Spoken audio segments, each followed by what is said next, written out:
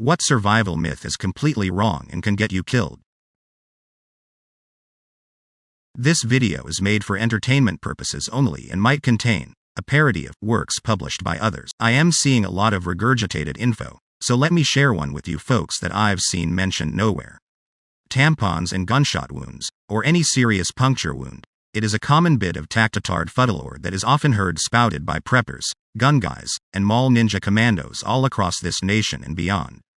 You should carry a tampon in your personal IFAK, individual first aid kit, or blowout kit in case you get shot. The theory is that the tampon is the perfect size and shape for a gunshot wound, so it'll be a very fast and convenient way to plug the hole. Only it doesn't work, and it never could. When simple pressure isn't working, and a tourniquet isn't able to be applied, groin, neck, armpit, etc., we will pack the wound in an attempt to stop the bleeding. What we are doing is pushing all that gauze up against the damaged artery or vein as to provide direct pressure to the location in an attempt to allow clotting to close things off. That pressure can be substantial and is resisting the outward flow caused by your heart. It can in fact be high enough to stop the bleed altogether. Gauze is made to promote the clotting of blood. It doesn't exist to absorb blood, it does absorb it, but it gives it something to build on. Well, that's the exact opposite of a tampon. A tampon is meant to absorb blood and remove it from the vagina in a sanitary manner. We want the opposite of that. The average gauze roll is 4 yards long by 3 to 4 inches wide or better. The average tampon is something like 4 inches square of material. A tampon is made to absorb something like 15 milliliters of blood. A major artery, vein that is perforated will leak several hundred ml a minute. Ask yourself if that tampon sounds adequate in light of that. Drinking water from a cactus. If absolutely needed for survival, you could get some water out of a fishhook barrel cactus, but only in limited amounts. Most cactuses have various acids and other fun things in the water that will make you shit yourself to death. Dehydration in the desert isn't a laughing matter, and you don't want to lose the precious bit of water left in your body to the desert ground. The desert is hot and little clothing is best. Cover up during both the day and the night. The sun will burn you and dehydrate you very quickly. During the night, it's really common for people to die of hypothermia because the temperature drops so fast. And honestly, living here, during the winter it gets to the low 20s pretty often. And the wind is awful. Edit to add. It's dry heat here. There's no moisture in the air majority of the year. You can drop dead from heat stroke, barely sweating. Desert people dress head to toe in loose fabric.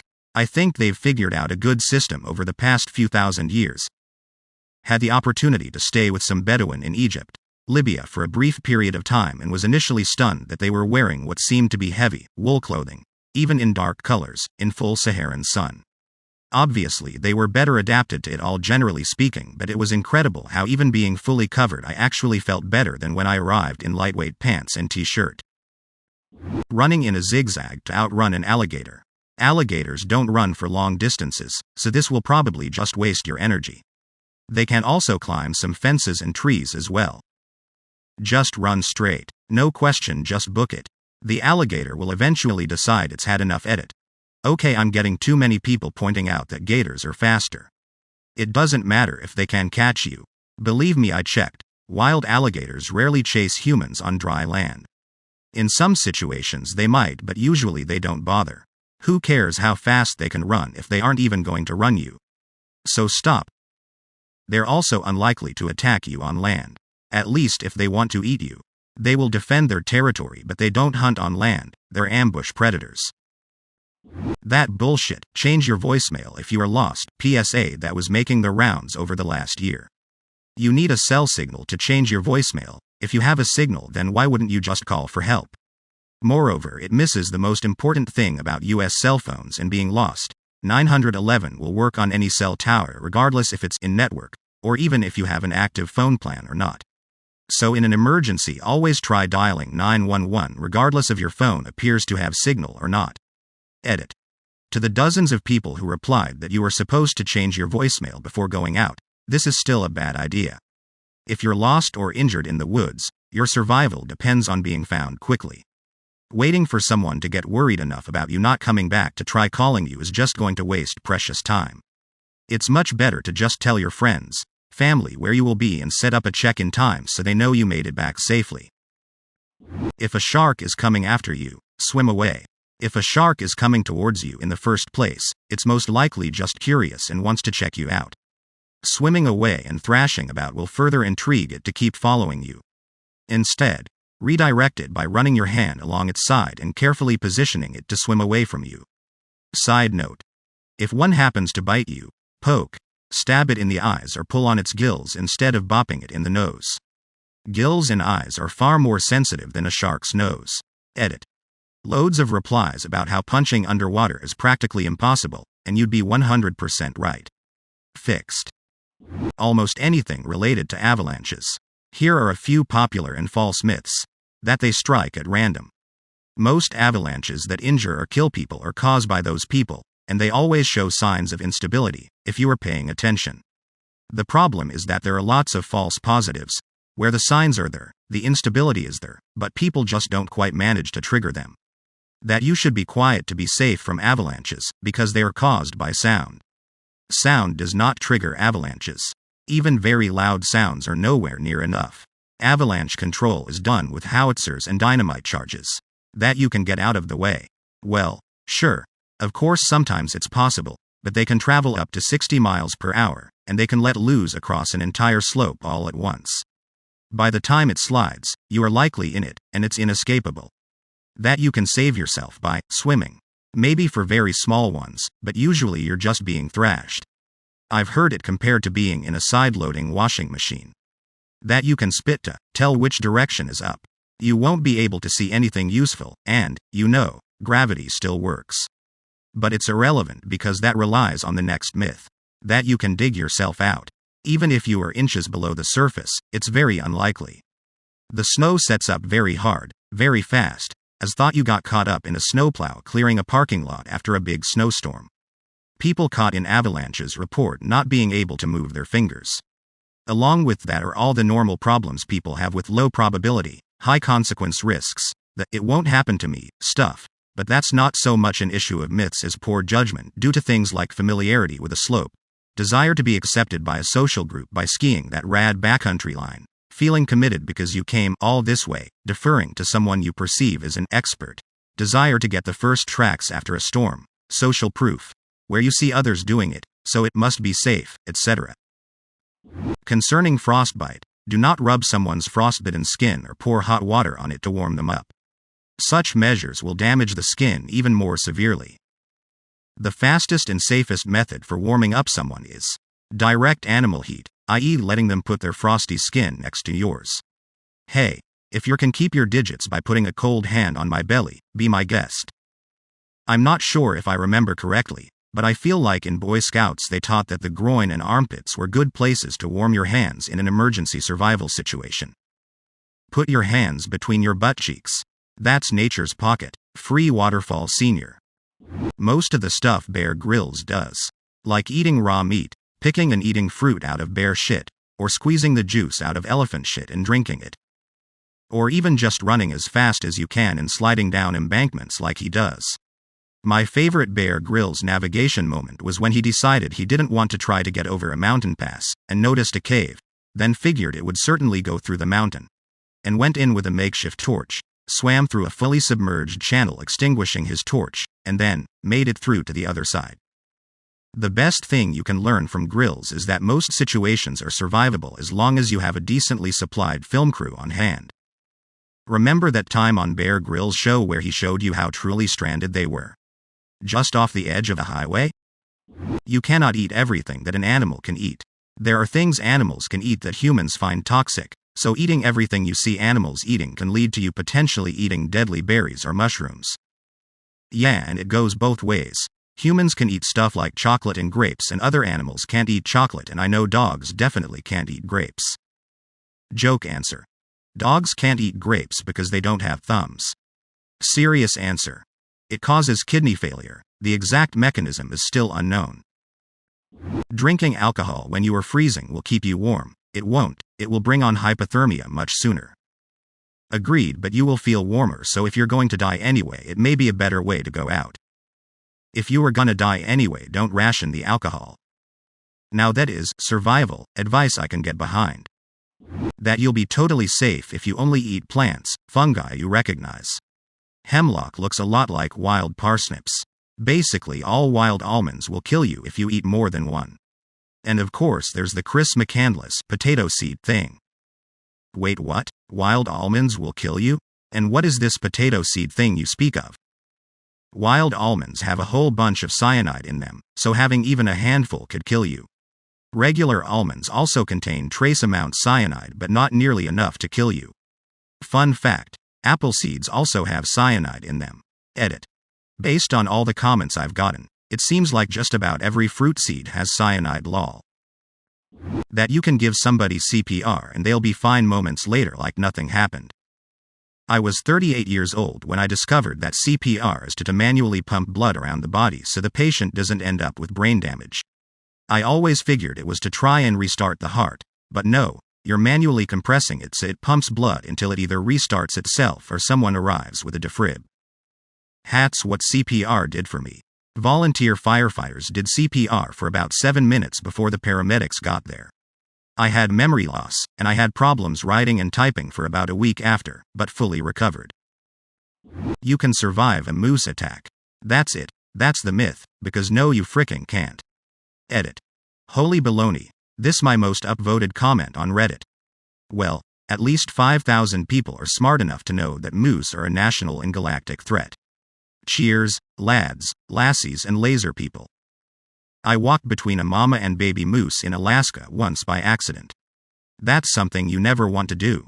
I was walking my dog and all I heard was a pounding noise and I turned and was being charged by the mama moose.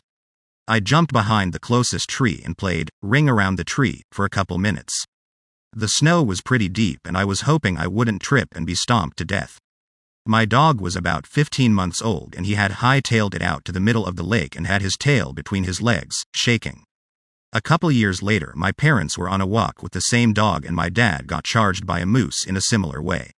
He jumped off the trail but immediately got stuck in the deep snow and figured he was about to be a dead man.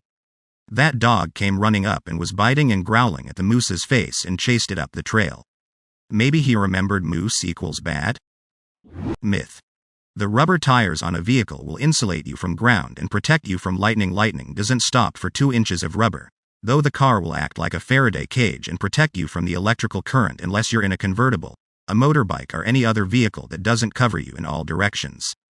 Also, don't lay down on the ground during a thunderstorm.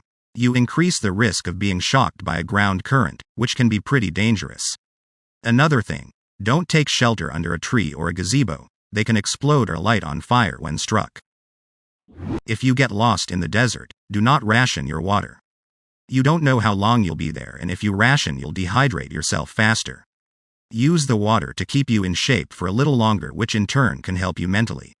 I read this somewhere, which also mentioned that many people found dead in the desert still have a full canteen of water because they try to ration it. Apologies for no source. After hearing comments about it, I looked this up to see if it was actually true, given that it's just a random fact I remembered from somewhere. Off-Grid Web explains in more detail why rationing water isn't the best idea. However, I have seen some people say that you could ration water, but to an extent. Which does make sense, there is a balance to it, but I wrote this when I was tired and didn't really think it through. Hopefully this link can clear up some things. If a nuclear bomb is exploding in your general vicinity, hiding in a refrigerator will not save you. Hiding in water might though. Jump in a lake. It has to be a big lake though. Jumping in a small one will just end up boiling you instead of frying you. How will you even know if a nuclear bomb is about to explode nearby? You are probably just going about your day when a barely human-sized metal canister drops from the sky for only a few people to see, and then nothing. If you are standing outside the kill zone, there is a small chance you might pick up on the giant flash coming from the blast. When that flash hits, you have a couple of seconds to react. So this only applies if you are literally standing next to a large body of water. Not so much a myth, but people often think that getting to safety or getting out of a vehicle or traffic after a crash is a good idea. If you're ever involved in a severe wreck and you suffer any damage to your body, it's very important not to move. If you can do so, to call 911, yeah, but as far as moving any limb, with the exception of calling medical emergency personnel, readjusting your body to get more comfortable, Don't do any of that. You can cause broken bones you may have suffered to start cutting or puncturing your skin or insides, which could cause you to start bleeding internally. Edit. Note that I said severe. Of course, if your car is on fire, get out. But if you're involved in something minor, don't just sit in traffic if it's possible to drive out of the way. On top of that, getting out of the car is dangerous in itself if a crash just happened. Cars coming into the area may not had enough time to react and can hit and kill people standing nearby. The safest thing to do is stay in your car, and if you can, if the car is drivable, drive it as far off the road as possible. Anyone else read these comments with intrigue, imaging yourself in said situation only to remember you haven't left the house in a long time and likely will never find yourself in these scenarios? 'Cause that's me. Survival tip number 1. Avoid the situation. The first mistake in wilderness is to look for food and water first before having a shelter up to keep yourself dry and warm. Also, if you have to forage for food, avoid mushrooms entirely.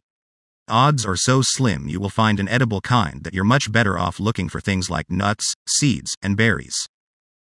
People say that herbivores animals are friendly and peaceful, so you are safe being around them. Seriously, everything from cows to deer can and will kill you if you make it angry. It is usually a good idea if you are in the wilds not to get near any large wild animal, but herbivores can often be even more aggressive than the predators. If a predator attacks you, you have a fairly good chance of scaring it off, especially if it's smaller than you, because it's likely only looking for food. If a herbivore attacks you, you're fricked because it genuinely wants to kill you. Yes, predators have to conserve their energy for a hunt, so they pick and choose their fights.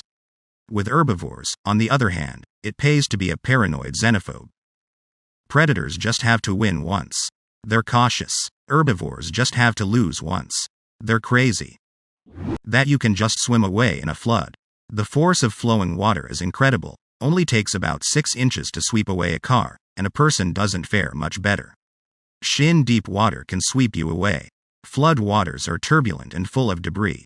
You can't see an inch under the surface. You can't see if a broken fence full of nails is about to impale you, a downed power line is about to wrap you up, or a grate is working like a drain and sucking you underwater.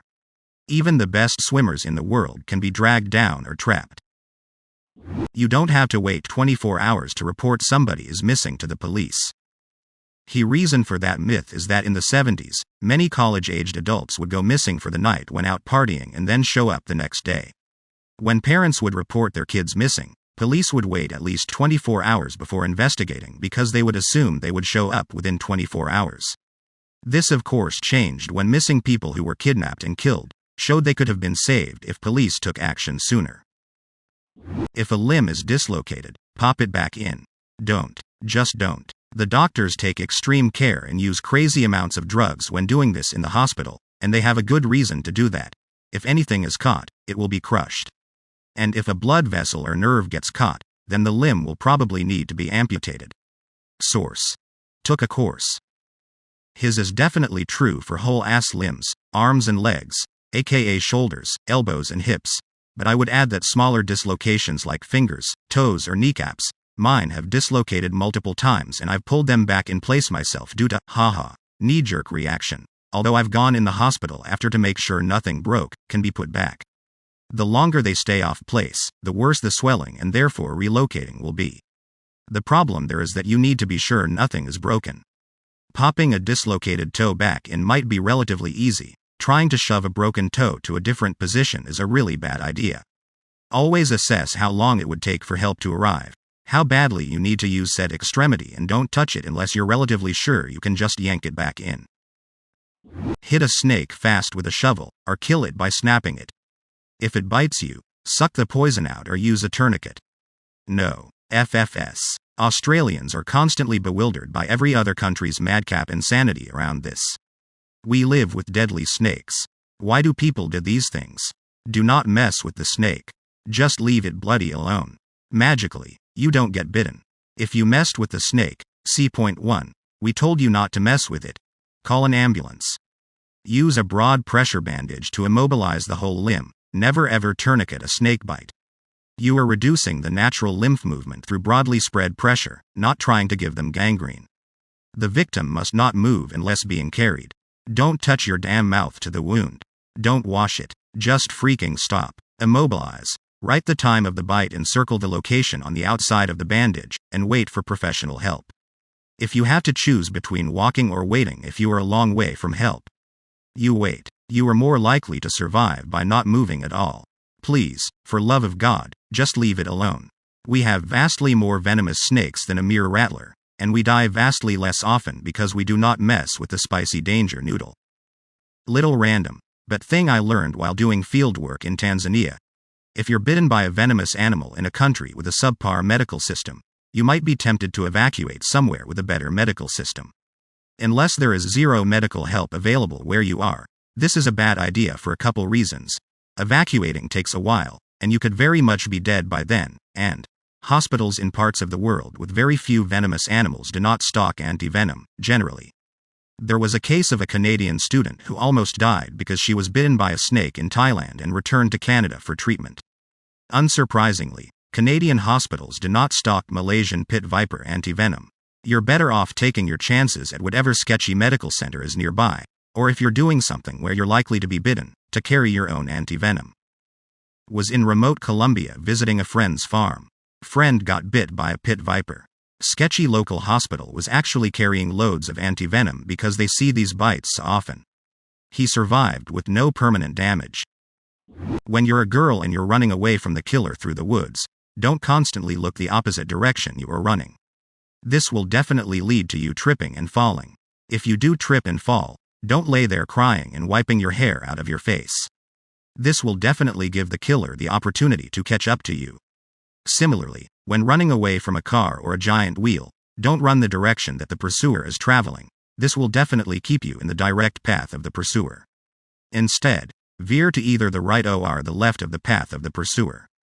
If you are the beautiful wife and children of a protagonist, do not sit around the breakfast table on a lovely, sunny morning talking about how happy you are together, and this is key to any middle school or high school loved ones. Do not make eye-rolling and or snarky remarks about what a doofus your dad is. This will definitely lead to your family being either killed or kidnapped that same day. The last part of paragraph 1. Movies always do this. Falling is not permanent. If you fall, get back up and keep running. Help, I've fallen and can't get up. Dude, I've been waiting to rant about this. Hopefully now I can help someone instead of just annoy my friends. It's a popular belief to either pull off a leech once it's bitten you, or to pour salt on it so it lets go. Never do this. Pulling them off sounds as dangerous as it is, but pouring salt on them is even worse. Their entire body is a mucous membrane, aka salt on it hurts. It causes them to projectile vomit before they let go, and your blood, any parasites or diseases they have, along with any other human or animal blood in their tummy, immediately goes back into your bloodstream. And just like pulling them off, it also can cause them to lose teeth, which also can get into your bloodstream and kill you. It sounds terrifying and faint-inducing, but truly the best way to remove a wild leech safely is to let nature take its course. Once its belly is full, it'll let go, and no teeth or any other yucky stuff will be in your blood.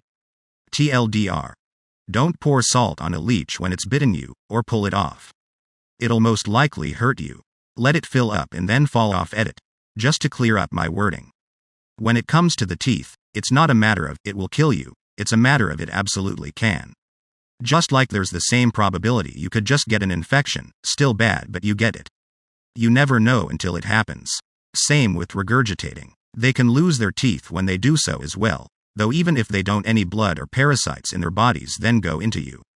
There's an equal chance you can survive it just as you can't, but either way it is highly dangerous and not worth it at all. Burning them in any way or forcibly trying to remove them is not the best way to go. I'm not saying you will die if you do this, just that it's not a good idea and there's a chance. If you're attacked by a grizzly, slap that bitch in the face and call his mother a whore. If it's brown, lie down. If it's black, fight back, and if it's white, you're already dead, was what I remember for bears' attacks. If it's white, good night. And if it's black and white, you kung fu fight. Meets a red panda, well now what? Have your escape plan and car ready, in case of a nuclear disaster. Nope.